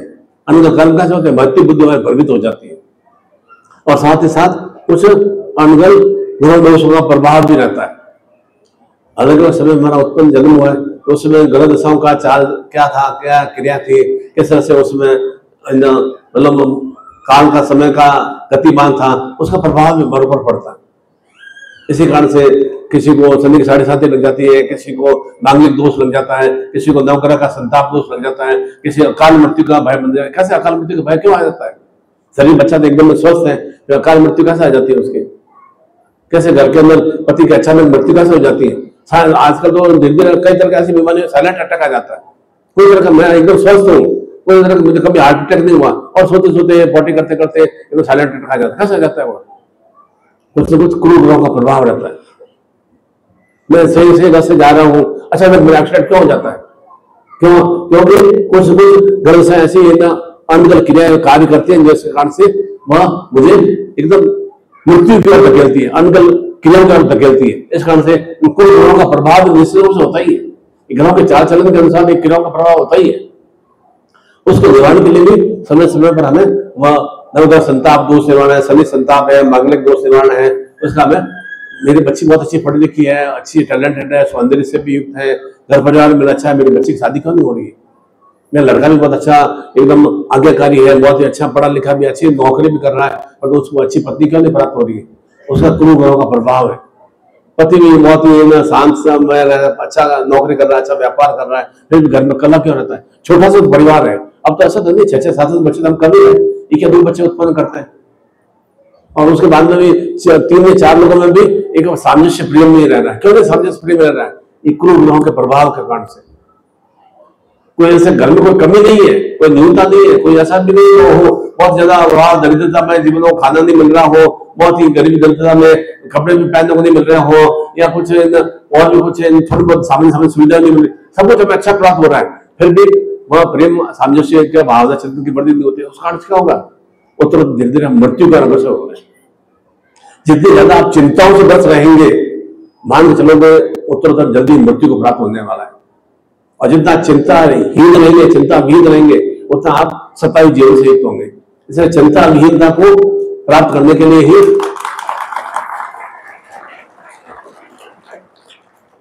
और चिंता करने से होगा भी क्या?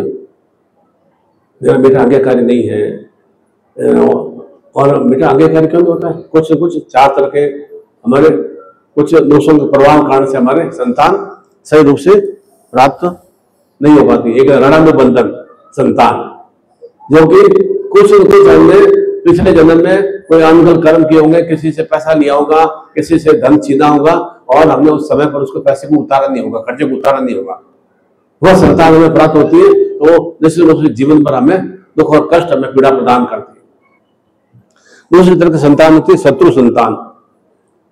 बेटा तो मेरा है, परंतु वह नित्य प्रतिदिन माता पिता से गाली गलौज करता है, नित्य प्रतिदिन माता पिता को मारता पीटता है, अनगल गाली गलौज बोलता है, वह शत्रु संतान। ऐसी संतान भी होती है, आजकल तो बहुत जल्दी ऐसे ही है। माता पिता को प्रति नम्र भाव तो संतान में है भी नहीं। और एक तीसरी होती है उदासीन संतान, जो कि कभी माता पिता को कोई तरह का सुख नहीं देती है, कोई तरह का उनको प्रेम से बातचीत नहीं करती है, और विशेष रूप से क्या होता है, वह या तो कुछ कमाती नहीं संतान, और कहीं लव मैरिज कर लेती है, अंतरजातीय विवाह, दूसरे शेड्यूल कास्ट में या दूसरे कास्ट में विवाह कर लेती है। तो उसके कारण से क्या होता है? और कुल वंश की हानि होती है। जब मेरी संतान किसी अन्य जाति में विवाह कर रही है, जिसके तो उसके माध्यम से क्या होगा? मेरा तो उससे कोई सामने प्रेम भाव बना ही नहीं रहेगा, क्योंकि वह मेरे को रिश्तेदार भी नहीं है। रिश्तेदार तो नहीं है कि अच्छा मेरे ससुर का मामा का लड़का है, तो उसको तो मैं जानता हूँ, अच्छा मेरे मतलब जो भी ना बुआ है उसकी लड़की, वह उसको तो मैं जानता हूँ। और तो इंटर कास्ट में, शेड्यूल कास्ट में लड़की लेकर आ गया है, लड़के को लेकर आ गया, तो मैं तो उसको परिवार को जानता भी नहीं, उसके साथ प्रेम या सौहार्द वाला भावचित्र तो परिवार से बनेगा भी नहीं, आने जाने नहीं हो पाएगा। उनका चाल चलन कैसा है, उनका खान पान कैसा है, उनका रहस्य कैसा है, एकदम भिन्न भिन्न सा है। तो मतलब संस्कार जो मेरे घर में परिवार में संस्कार है, ये संस्कार में है भी नहीं। ऐसी उदासीन संतान होती है जो निरंतर, और ये अंतर्जातीय विवाह तो निरंतर हमें अपने कुल वंश का नाश करने वाली स्थितियों की वृद्धि करता है। इसलिए अपने संतान का कभी भी ना जब विवाह करें अपने ही स्वजाति में करना चाहिए, जिससे कि क्या दोनों परिवार में सामंजस्य तो रहता है, मैं उनको जानता हूँ, वो मेरे को जानते हैं, तो उससे क्या है कि कभी भी मेरी लड़की को भी कोई तकलीफ नहीं होगी, मैं लड़के को भी कोई तकलीफ नहीं होगा। नहीं तो मैं जानता नहीं हूँ क्या होगा। और फिर क्या ऐसी उदास संतान क्या होती है, यहाँ माता पिता को बीमार आ सकते हैं, वो माता आप तो ओल्ड हो गए, गेट आउट, और छोड़ के चली जाती है दूसरे घर में जाके, दूसरे शहर में जाकर रहने लग जाती है। माता पिता को ऐसे ही लावारिस पर छोड़ देती है। इसलिए गुंडा हाउस ज्यादा खुल गए, छोटे छोटे गाँव में गुंडा हाउस में खुल गए, इस कारण से कि माता पिता को त्याग दिया। ओ माता आप तो बुढ़े हो, हम कौन सेवा करे, कौन उनका देखभाल करे, बेकार है, तो उनको छोड़ना है ना। अपन दूसरी जगह जाके अपना अलग मकान लेके अलग जगह जाके नौकरी करते हैं, अलग जगह रहते हैं। इनको फालतू का झंझट भी बढ़ना, रोज हॉस्पिटल के चक्कर लगाना, रोज समय पर खाना देना, फालतू खर्चा भी करना, ऐसे संतान भी हमें बराबर हमें प्राप्त हो रही है। और दूसरी एक और विशेष रूप से सेवक संतान, जो कि केवल भावना सिद्ध रहती है कि मुझे ऐसा देवत्व रूप में मुझे देह भगवान की कृपा से और मेरे माता पिता की कृपा से मुझे प्राप्त हुआ है, और मैं उस देह के माध्यम से अपने जीवन में सर्वांग रूप से उन्नति प्राप्त कर सकूं और माता पिता को सुख में बना सकूं। ऐसे संतान श्रवण कुमार के रूप में, राम के रूप में हमें प्राप्त होती है। बहुत ही कम हमें संतान हमें ऐसे देखने को मिलती है। ये सब क्यों होता है ऐसा घर में? ये कुछ न कुछ नवग्रह संताप दोषों के फलस्वरूप होता है। नवग्रह संताप दोषों को हम समय पर उसका इलाज नहीं करते हैं ना, तो और ये कनिष्ठ रूप में स्थितियां बन जाती है। जैसे कि कोई मेरे शरीर में अगर भीतर में रोग है ना, समय बर्बाद करूंगा तो एक से दूसरा रोग आ जाता है। बच्चा मेरा उत्पन्न हुआ तब तो स्वस्थ था, मैं धीरे धीरे उसमें रोग से आ गए, अनमोल खान पान के कारण से आए ना, कुछ कुछ उसके क्रूर ग्रहों का प्रभाव था, उस कारण से धीरे धीरे उसमें रोगों में वृद्धि हुई, उसके आचरण में वृद्धि, उस आचरण में न्यूनता की वृद्धि हुई। क्यों? उसका कुआचरण हो गया। उस आचरण को कुआचरण को सुधारने की कोशिश नहीं की। क्यों हमारे बच्चे, लड़कियां हमारे पढ़ाई में अच्छी निकल जाती हैं और लड़के हमारे पढ़ाई में क्यों पीछे रह जाते हैं? क्योंकि हमारी भावना चिंता रहती है कि यह बेटा मेरा वंश बढ़ाएगा, ये बेटी तो पराए घर में चली जाएगी। ये भावना बच्चों में डिफरेंस पैदा कर देती है। अरे मुझे तो एक ईश्वर की कृपा से बेटा हुआ चाहिए, बेटी ईश्वर की कृपा है ना, और मानना चाहिए ना। और जो पुत्री प्राप्त होती है तो सर पे बैठ जाते हैं, सर माथा पे, ओहो मुझे बहुत बड़ा पूरा संसार का बोझ आपके ऊपर आ गया हूँ, बाहर आपके ऊपर कोई पार्ट टूट पड़ा हूँ, और एक बेटा प्राप्त हो गया वो ढिंढोरा टूट देते हैं। ओहो मेरा तो कुल वंश की वृद्धि हो गई, मेरा पोता बन गया, मेरा पोता आ गया, मेरा पुत्र आ गया। एक कौन सा पुत्र आ गया, कौन सा बड़े महान क्रिया कर दिया। महान क्रिया वो होगा जब सेवक संतान गर्भ में होगा। और जबकि आप खुद चिंतन कर देखते हैं कि माता पिता दुखी होते हैं तो बेटे की आंखों में आंसू नहीं आते, पुत्री की आंखों में आंसू आते। क्या होते हैं?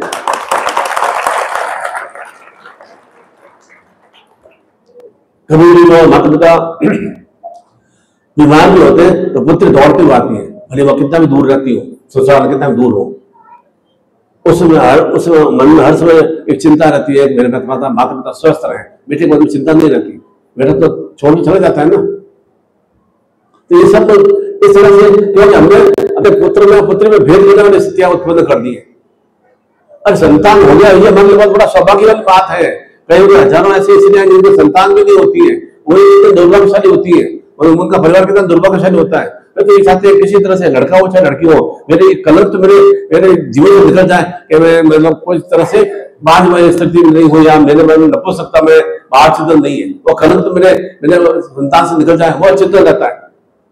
और हम भेद करते हैं नहीं, मेरे 2 पुत्रियां हो गई, पुत्र नहीं हुआ, 3 पुत्रियां हो गई, पुत्र नहीं हुआ, क्या हो गया, क्या है? ऐसा चिंता करने से थोड़ी स्थिति नहीं सोचना चाहिए, मेरे लाभ नहीं सोचना चाहिए। नरेंद्र मोदी के संतान ही नहीं है, अब कौन सा उसका वंश खत्म हो गया? अब्दुल कलाम आजाद का पुत्र हुआ नहीं था तो क्या हुआ? तो खत्म हो गया, बस वंश बढ़ गया, बस समाप्त हो गया उनका वंश। तो समाप्त क्या हो? रामदेव तो लघु से युद्ध किया तो कौन सा उनका वो लघु श्रेष्ठ बन गए? क्या युद्ध करना पड़ा? क्योंकि उनके भार से अनगल थे, बने हुए थे उनके पुत्र। क्यों सीता को अपना अपने अग्नि में आउट करना पड़ा अपने आप को एक परीक्षा देने के लिए, और निश्चित रूप से परीक्षा में एक सुसफल में बन पाई।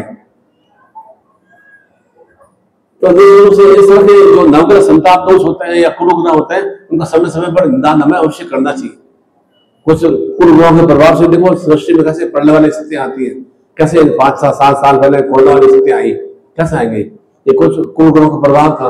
और ये बहुत ही सौभाग्यमय स्थितियां है कि हम अपने इष्ट से, अपने सदगुरुदेव से जुड़े हुए हैं, तो हमारे कोरोना का प्रभाव हमारे परिवार के ऊपर, हमारे ऊपर कोई तरह का प्रभाव नहीं पड़ा।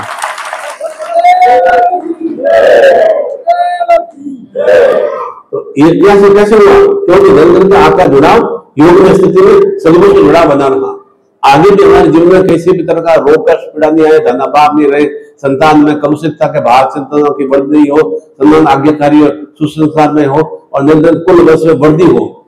उसी के लिए विशेष रूप से सभी संताप दोष निवारण और मंगल दोष निवारण, शक्तिपात की दीक्षा, और जो भी आपका नवग्रह संताप दोष निवारण, जिसके कारण से घर में कलह वाली स्थितियां हैं। आप थोड़ी तो घर में कलह बना रहे, आप थोड़ी चाहते हैं रोज में पति पत्नी से लड़ाई झगड़ा करता रहूं, आप थोड़ी चाहते हैं संतान मेरी अनगल खान पान करे, अनगल मद्यपान करे, थोड़ी चाहते हो आप। और आप चाहते हैं मेरी संतान एक स्वस्थ रहे, आरोग्य बने, आज्ञाकारी रहे। आज्ञाकारी का मतलब क्या? कि वह उसमें सद्भावना रहे। आज्ञाकारी के मतलब रोज बैठ दबाता रहे, वो आज्ञाकारी नहीं है, सद्भावना रहे, एक सात्विक भावना रहे। तो उससे क्या होगा? एक परिवार में एक प्रेम सौहार्द की वृद्धि होती है, परिवार में सुख में स्थितियों की वृद्धि होती है। पति पत्नी सामने से बना रहता है तो पति की सत्ता जीवन की प्राप्ति होती है। कलह बना रहेगा तो वहां मृत्यु वाली स्थितियां हैं, तनाव बना रहेगा तो वहां अधोगति वाली स्थितियां, चिंता बनी रहेगी तो वहां बिल्कुल धनहीनता वाली या बिल्कुल पिशाच वाली स्थितियां हैं। उनके निवारण के लिए अभी हम जो भी आपकी ऐसे इस तरह संताप दोष है कि मेरे घर में कला बना रहा हूँ, कला दोष निवारण शक्तिपात की दीक्षा प्राप्त करनी है, बहुत ही न्यूनतम से। मेरे घर में संतान आज्ञाकारी नहीं है तो उसके लिए संतान आज्ञाकारी, या मेरे संतान का रोजगार की प्राप्ति नहीं हो रही है, या मेरे व्यापार में नुकसान हो रहा है, तो व्यापार ऋणहर्ता निवारण दीक्षा, या मेरे धन का पैसा तो आ रहा है पर पैसा मेरा हवा में खर्च हो रहा है। आप खुद चिंतन करते हो ना, आप सरकारी नौकरी वाले कुसुम जी 70-80 हजार रुपये महीने कमाती है, उनका बीमारी में, और उनकी बात ये कुसुम जिसके 70-80 हजार में टीचर में कमाता है ना, उनका 40,000 रुपये तो दवा में खर्च हो जाता है। क्यों दवा में खर्च हो जाता है? उसके बाद में रोग खत्म नहीं होता है, धन का कैसे अपव्यय हो रहा है, फालतू मेडिकल में खर्च होता जा रहा है। तो वो धन को ऐसे सदुपयोग करना चाहिए। क्यों धन का अपव्यय होता जा रहा है, क्यों मेडिकल में खर्च होता जा रहा है? उसमें पूर्व ग्रहों का प्रभाव है। हम संसार में कोई मृत्यु प्राप्त करने के लिए नहीं आए, संसार में सब योग और भोग की प्राप्ति करने, पहले योग वाली स्थिति आनी चाहिए, तब जीवन में भोग वाली स्थितियों को प्राप्त कर पाएंगे। पहले हम भोग वाली स्थितियां प्राप्त करेंगे तो योग वाली स्थिति नहीं आएंगे, जुड़ाव वाली स्थिति होनी चाहिए। गुरु शिष्य में, भक्त और साधक में, साधक और ईश्वर में, देवी देवताओं में हमारा जुड़ाव वाली स्थिति होनी चाहिए, हमारे कुल देवता के प्रति हमारा जुड़ाव वाली स्थिति होनी चाहिए। क्यों प्रार्थना में हम सर्वप्रथम प्रार्थना करते हैं ओम लक्ष्मी नारायणाभ्याम, अर्थात मुझे क्या प्राप्त हो, मुझे लक्ष्यों की प्राप्ति हो, लक्ष्मी धन की प्राप्ति नहीं, मेरे लक्ष्य की प्राप्ति कौन करेगा? मुझे मेरे नारायण स्वरूप मेरे सदगुरु मुझे प्रदान करेंगे। प्रार्थना धसस में नहीं बोला, उन्होंने धन्यवाद क्या बोला, ओम लक्ष्मी नारायणाभ्याम। उसके बाद उन्होंने भगवान सदाशिव महादेव गौरी का नाम लिया, उमा महेश्वराभ्याम। उसके बाद में भगवान गणपति का नाम लिया। अर्थात पहले हमें गुरु को अपने सर्वश्रेष्ठ माना है। अब मैंने नहीं कहा है, करोड़ों सालों से कहा जा रहा है आप ही मेरे माता हो, आप ही मेरे पिता हो, आप ही मेरे बंधु हो, आप मेरे सखा हो, आप ही मेरे सभी देवों के देव हो। क्यों कहा जाता है? तुम्हें माता हो, तुम्हें पिता हो। निश्चित रूप से वह गुरु हमें एक सद ज्ञान की प्राप्ति प्रदान कराता है, सद चेतना की प्रदान कराता है। वह गुरु सद ज्ञान करता है जो ब्रह्म की परिस्थितियों से निवृत्ति प्रदान करता है। गुरु ने ब्रह्म को कहा है तो ब्रह्म की परिस्थिति को समाप्त करने वाला और भावचित गुरु हमें प्रदान करता है। वह हमें उसमें क्रिया में दक्ष होना है। तो जो भी आपके ऐसे इस तरह के अंगल जीवन में भी स्थितियां बनी हुई है, तो इस आमला नवमी पर, इस फाल्गुन शुक्ल पक्ष में, और विशेष रूप से शिवरात्रि का पर्व बुधवार दिवस के दिन था, और होली का पर्व भी ऐसे शुभ दिवस पर आ रहा है। तो इसके मध्य में जैसे आमला नवमी और होलाष्टक भी प्रारंभ हो गए, तांत्रिक पर्व प्रारंभ हो गए, तो जो भी तंत्र रूपी क्रियाएं हो रही है उनमें मेरे शरीर में क्या होता है, मन में क्या है, मंत्र क्या है जो मैं मन से उच्चारण करूंगा, मंत्र है। तंत्र क्या है, जो भीतर में अनेक करोड़ों जो तंतु हैं वे एकाग्र भाव से एकदम सामंजस्य रूप से रहे। नहीं तो मेरी बुद्धि तो कहीं और भटक रही है, क्रिया में कुछ और कर रहा हूँ, कार्य कुछ और हो रहा है और उसका परिणाम कुछ और प्राप्त हो रहा है। बुद्धि में एकाग्र भाव में नहीं, चिंतन में एकाग्र भाव में नहीं, मन मेरा एकाग्र भाव नहीं। क्यों बताया मेरा मन तो क्यों भटकता रहता है? अभी बैठे बैठे आपका मन जागरूक दिशाओं में भटक रहा है ना। क्यों भटक रहा है? क्योंकि मन में एकाग्र भाव चिंतन नहीं है। क्यों आप पूजा के समय आपके मन में भटका वाली स्थिति आती है? अंदर भाव चिंतन पूजा के समय क्यों आता है? क्योंकि उससे देवी देवताओं से, हमारा इष्ट से हमारा जुड़ा वाले सत्य नहीं बन पा रही है, इसलिए हमारा पूजा में मन नहीं लगता है। अंदर खान पान में क्या मन लग जाता है? मद्यपान दारू की पार्टी हो या शराब की पार्टी हो, वहां पार्टी में क्या मन लग जाता है? अच्छा आप मूवी देखने जाओ, कैसे आपका 3 घंटे आप बैठ के टिक के बैठ जाते हो, और 3 घंटे आप क्या 30 मिनट में आपको पूजा में बैठना टिक नहीं पाते हो। क्यों नहीं टिक पाते? क्योंकि उस समय हमें तो अपने आप में मानसिक एकाग्र करना होता है, वो हमारे पास टिका वाली स्थितियां नहीं है, भीतर में है और उसे हम जागृत नहीं कर पा रहे हैं। जब जागृत नहीं कर पाते तो हमारे इससे विषम स्थितियों की हमें प्राप्ति होती है, दुख में स्थितियों की, मृत्यु में स्थितियों की प्राप्ति होती है। तो यह मृत्युंजय पर्व है, यह आमला नवमी मृत्युंजय पर्व है। निरंतर मेरा जीवन शुष्क स्थितियों से निवृत्ति को प्राप्त हो, रूखे मन स्थितियों से निवृत्ति को प्राप्त हो। क्यों हम हर समय उदासीन बने रहते हैं, चिंताओं से ग्रस्त रहते हैं, हर समय परेशान बने रहते हैं? क्यों उदासीन बने रहते हैं? क्योंकि जीवन में एक आनंद का भाव ही नहीं है। क्यों आनंद का भाव है? क्योंकि उसके लिए हम कुछ सुखद में क्रिया कर ही नहीं रहे, इसलिए हमें जीवन में आनंद की प्राप्ति नहीं हो पा रही है। और आनंद कैसे जाते हैं? पत्नी मुझे आनंद दे, बच्चे मुझे आनंद दे, बच्चे मुझसे प्रेम करें, मुझे पड़ोसी मेरा ध्यान रखे, मेरे रिश्तेदार मुझे मेरा चिंतन भाव करें, मेरा रिश्तेदार मुझे हेल्प करें। हम दूसरों सुख प्राप्त करना चाहते हैं, मेरा दूसरों सुख नहीं मिलना चाहता हूँ, मुझे दूसरे मुझे सुख दें। पत्नी मेरा अच्छी तरह से ध्यान रखेगी, मेरा बच्चे मेरा अच्छी तरह से मेरा आज्ञा मानेंगे, मैं भले अनमोल काम करता रहूँ, मैं भले दारू पीता रहूँ, मद्यपान करता रहूँ, मिर्च पीता रहूँ, आलस बर्बाद रहूँ, मैं कुछ भी करूँ, मुझे दूसरों सुख मिलना चाहिए। जब दूसरों सुख नहीं मिलता है, पत्नी मेरा ध्यान नहीं दे रही है, बच्चे मेरा आज्ञाकारी नहीं है, मेरे ऑफिस में काम करने वाले मेरे सपोर्टर नहीं है, मेरा दुकान में काम करने वाला मेरा जो है वो मेरा साथ में सहयोग नहीं करता है, वह चोरी कर रहा है, मेरा पड़ोसी मेरा बराबर मेरे पर क्रिया कर रहा है। क्यों ऐसे भाव चिंतन आते हैं? क्योंकि मेरे भाव खुद में वह प्रेम भाव नहीं। जहां दूसरों से हम अपेक्षा करेंगे कि दूसरे मेरे खुशी है, वहां मान के चलो आपके भीतर में वह विषम स्थितियों की वृद्धि होने प्रारंभ हो जाएगी। मेरे समय क्या कर रहे हैं? पत्नी के लिए, संतान के लिए, पड़ोसी के लिए, रिश्तेदार के लिए, अपने स्कूल में, ऑफिस में, कार्यालय में, उसके लिए मैं क्या क्या करूं, वह मैं चिंतन नहीं करता। मुझे अपना हर तरह सुख चाहिए, मेरे जो जीवन दुख है उसका निवारण मुझे कैसे करना है, वह मुझे चिंतन नहीं है। जब वह चिंतन आ जाएगा तो जीवन में कोई तरह का कष्ट पीड़ा रहेगी नहीं। उसी विशेष रूप से मैं समझाया कि आपको वह नम्र संताप दोष निवारण या मंगलिक दोष निवारण या जो भी कुल ग्रहों के प्रभाव के कारण से और इस तरह की विषम स्थिति जीवन में प्रत्येक रूप बनी है। या तो रोग से ग्रसित है, या घर में तनाव चिंताओं से ग्रसित है, या घर में कलह से ग्रसित है, या धन अभाव से ग्रसित है, या कार्य व्यापार में अवरोध आ रही है। क्यों इतना आपने अच्छा व्यापार खड़ा किया और क्यों अवरोध आ रहे हैं? उसका निवारण आप समय पर नहीं कर पा रहे, इसलिए अवरोध आ रहे हैं। क्यों नौकरी में आपको प्रमोशन आने से प्राप्त नहीं हो रही है? क्यों नौकरी प्राप्त नहीं हो पा रही है? क्यों कुछ कुल ग्रहों का प्रभाव है, इसलिए आपको रोजगार या नौकरी की प्राप्ति नहीं हो पा रही है? क्यों आपके पास पैसा आ रहा है और इतना दवाई में खर्च होता जा रहा है? क्योंकि कुछ कुल ग्रहों का प्रभाव है। और ये जो दवाई जितने ज्यादा खाएंगे ना, अंदर क्या है, जहर इकट्ठा करते जा रहे हैं और धीरे धीरे मृत्यु का अग्रसर हो रहा है। इन सब समाप्ति के लिए अभी हम थोड़ी देर बाद में बहुत न्यूनतम राशि में शक्तिवाद की दीक्षा प्राप्त करेंगे। पहले अभी गुरु दीक्षा वाले और जो भी विशेष शक्तिवाद दीक्षा वाले एक लाइन बना लेंगे और उसमें भाव चिंतन करना है। जो भी आपकी कामना हुआ भाव चिंतन करना है। आप दीक्षा प्राप्त करेंगे तो आप ही दक्ष होंगे। मेरी दीक्षा से मेरे संतान दक्ष नहीं होगी, मेरी दीक्षा से संतान के ऊपर कोई प्रभाव नहीं पड़ेगा। संतान दीक्षा लेंगे तो संतान के भीतर में सुचेतना की वृद्धि होगी। मैं स्वस्थ रहूंगा तो केवल मेरा जीवन सुश्रेष्ठ बन पाएगा, मेरा उससे पत्नी का जीवन श्रेष्ठ नहीं बनेगा, बच्चों का जीवन श्रेष्ठ नहीं बनेगा। बच्चों को अपनी अलग क्रिया संपन्न करनी पड़ेगी, पत्नी को अपनी अलग क्रिया संपन्न करना पड़ेगा और उसको खान पान सही तरह से करना पड़ेगा। या स्वस्थ में रहना है, आनंद में रहना है, प्रसन्न में रहना है, या घर परिवार में वृद्धि करना है तो संतान को, अपने माता पिता को, जो उसको स्वयं को क्रिया करनी पड़ेगी। केवल एक व्यक्ति की दीक्षा से पूरे परिवार को उसको लाभ की प्राप्ति नहीं होती है। इसलिए और कोई दीक्षा प्राप्त करेंगे तो क्या होगा? कुछ भी लाभ की प्राप्ति नहीं होगी। गुरु जी ये तो मेरे से होगा नहीं, इसका मतलब क्या हुआ? आपने मैं होगा नहीं, मैं कर नहीं पाऊंगा, इन नकारात्मक सोच क्यों है? क्योंकि मैं प्रयास करना नहीं चाहता। और कहा जाता है ना, जो प्रयास करता है, कोशिश करता है, उसको निश्चित रूप से या तो वो असफल होगा या सफल होगा। और जो प्रयास नहीं करेगा वो तो मान लीजिए सफल है ही, तो कोशिश नहीं करेगा और तो असफल है ही।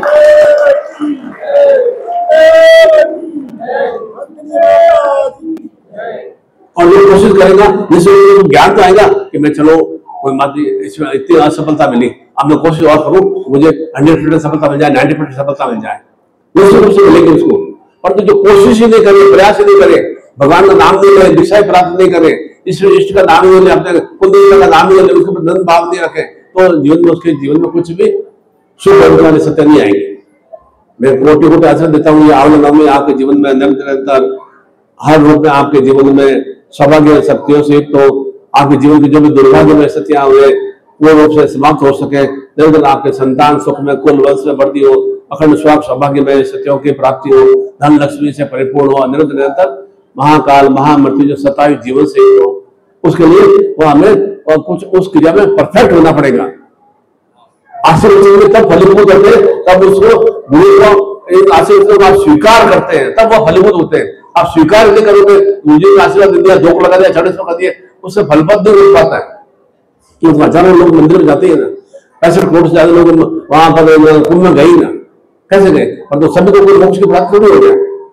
कुछ अलग लोग बातें करते रहते हैं, तो गुरु जी अभी परीक्षा का टाइम है, परीक्षा टाइम में क्यों शिविर किया? अरे पर तो कुंभ क्यों हुआ? परीक्षा का टाइम चल रहा था, जनवरी फरवरी में परीक्षा का टाइम चल रहा था, उसमें तो आपको तो मेरे बच्चे पढ़ाई कर रहे थे, फिर कुंभ में 65 करोड़ लोग कहां से चले जाए? कुंभ में महाशिवरात्रि पर्व क्यों संपन्न हुआ? कुंभ में होली पर्व एग्जाम के टाइम में होली पर्व क्यों संपन्न हो रहा? फिर वो होली पर्व एग्जाम के टाइम में क्यों आया? ये जून जुलाई में आना चाहिए था। ये शिवरात्रि पर्व तो एग्जाम के बाद में होना चाहिए। अभी तो मेरे ऑफिस में काम है, अभी तो आज छुट्टी नहीं है। ये मतलब अर्थ गलत है, मतलब क्या अंतस्भाव में नकारात्मक सोच है। इस नकारात्मक सोच के कारण से ऐसा निगोशिएट कर देते, मतलब क्या उनको काम करना है। वास्तव में दूसरा के साथ 5-7 लोगों ने मिलकर काम किया है, बाकी लोग सब तमाश में नहीं कर रहे बस, वो कहते रहेंगे हम तो पीछे खड़े रहेंगे बस। कल मेरे पास में वैसे भेजा है, जो तुमने फोन किया, आप तो पीछे खड़े रहेंगे बस, हम तमाशा देखते रहेंगे। और तो वो जो काम कर रहे हैं उसको टांग खींचते रहेंगे, टांग खींचने वाले, और तो कार्यक्रम तो अच्छा हो गया ना, उनकी टांग खींचने की प्रवृत्ति खत्म नहीं हुई। कुसुम जी ने कितना दूर से भगवान से रखे यहाँ पर बराबर चेतना बराबर देती रही। कैसे एक सद्भावना है ना, सचेतना है ना, कैसे वो बड़े शहर में इतना सुंदर कार्यक्रम संपन्न कर लेती है। आगे भी उनका भाव चिंतन है कि उज्जैन में भी इस तरह से सुश्रेष्ठ में हम कार्यक्रम संपन्न करें। आगे भी उनका चेतना भाव है छिंदवाड़ा के पास में भी अच्छा कार्यक्रम सचेतन भाव चिंतन हो। तो क्यों ऐसा? क्योंकि ऐसे शुभ कार्य करने वाले अनेक अनेक लोग हैं, और तो उसमें विघ्न डालने वाले भी हजारों हैं, और तो जो कार्य निमग्न रहता है उसमें विघ्न में समाप्त हो जाते हैं, उसमें विघ्न का कोई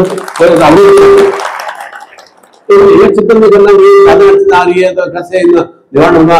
सब सपोर्ट नहीं कर रहा है, सब लोग ने कोई जीवन सपोर्ट नहीं करता है, केवल आपका सदगुरु आपका सपोर्ट करना है। वो चिंतन रखेंगे तो निश्चित रूप से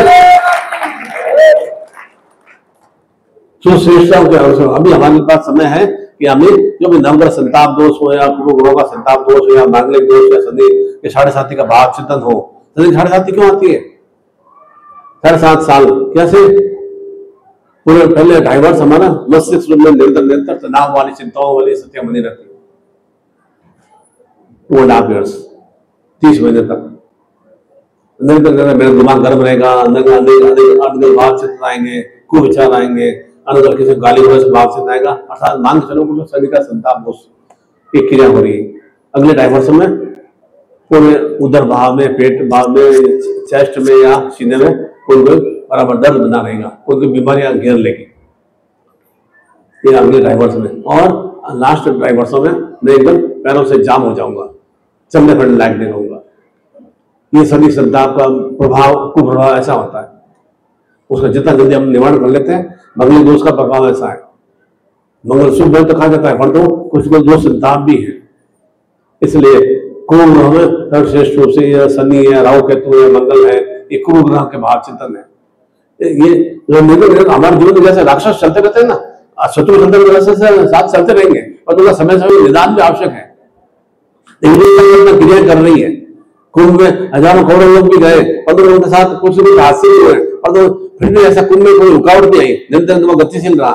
आगे भी ऐसे धार्मिक कार्यक्रम बराबर गतिशील रहेंगे, क्योंकि हमारा एक आध्यात्मिक अटूट विश्वास चिंतन है, और अटूट विश्वास चिंतन होता है ना, वही जीवन में सुश्रेष्ठ में उन्नति से युक्त होता है। और अटूट भाव चिंतन नहीं होगा, अटूट विश्वास नहीं होगा ना, तो वह जीवन में कुछ भी सुसफल में सच्चे युक्त नहीं हो पाता है। इसलिए आपका भी इष्ट के प्रति, अपने सदगुरु के प्रति, अपने कुल देवता पर अटूट विश्वास होना चाहिए, अपने माता पिता के प्रति, अपने पति पत्नी के प्रति अटूट विश्वास होना चाहिए, संतान के प्रति अटूट विश्वास से ही प्रेम, सौहार्द, सौभाग्य, सुख की वृद्धि होती है। और अटूट विश्वास नहीं होगा, आपको गुरु के प्रति अटूट विश्वास नहीं होगा, समर्पण नहीं होगा, तो गुरु भी आपको समर्पण या भक्ति आपको चेतन नहीं प्रदान कर पाएगा। ये मैं आपको आशीर्वाद देता हूँ कि आपके जीवन में भी यह विशेष रूप से फाल्गुन मास या होलिका पर्व निरंतर आपके जीवन में सुखद और सुश्रेष्ठ में सौभाग्य में रंगों से परिपूर्ण हो। निरंतर आप जो भी कामना इच्छा करें वह कामना इच्छा आपकी परिपूर्ण हो सके, ऐसा ही मैं सिद्धार्थ साधक परिवार से और सदगुरुदेव और माँ भगवती से यही वंदना प्रार्थना करता हूँ। आपके जीवन में निरंतर जो भी दुर्गति में भाव चिंतन है, जो भी दुख कष्ट में भाव चिंतन है, या कष्ट पीड़ा या रोग वाली स्थितियां में सब मिलकर हो सके, में सभी समाप्त हो सके, निरंतर आप सुचेता सत्तावी जीवन से युक्त हो सके। बोलो सदगुरुदेव भगवान की जय।